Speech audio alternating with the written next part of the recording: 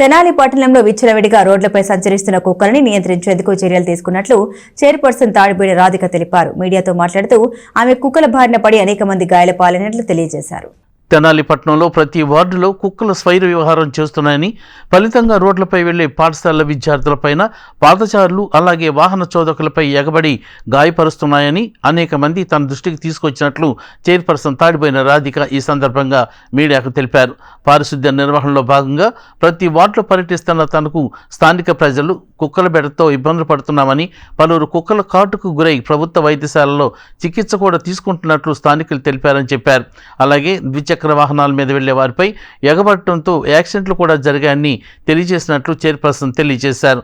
ఈ నేపథ్యంలో కుక్కలు నియంత్రించేందుకు ప్రత్యేక చర్యలు తీసుకున్నట్లు చైర్పర్సన్ తాడిపోయిన రాధిక తెలియజేశారు.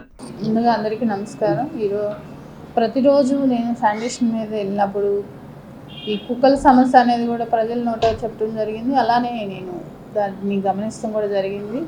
కుక్కల సమస్య అనేది 40 వార్డుల్లో ఎక్కువగా కుక్కలు కనబడుతూనే ఉన్నాయి. వాటిని పట్టుకుంటానా లూకస్ వాళ్ళు కుక్కల్ని పట్టుకుంటే సుప్రీంకోర్టు కాడి నుంచి కూడా ఆర్డర్ వస్తుంది జరిగింది. కుక్కల్ని ఏమన్నా పట్టుకున్నా కూడా ఇలాంటి కేసులు ఇలాంటివి ఉంటాయని భయపడుతూ, అలానే కుక్కలని మేము అన్నీ పట్టుకొని వాటిని తీసుకెళ్ళి ఒక షెడ్ లాంటిది ఏర్పాటు చేద్దామని కూడా అనుకున్నాము.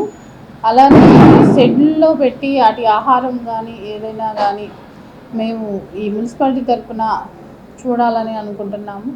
అలానే ఈ కుక్కల సమస్య అనేది మన 10 రోజుల నాటికి కూడా 10 మంది పిల్లల మీద దాడి చేయడం జరిగింది. కుక్కల సమస్య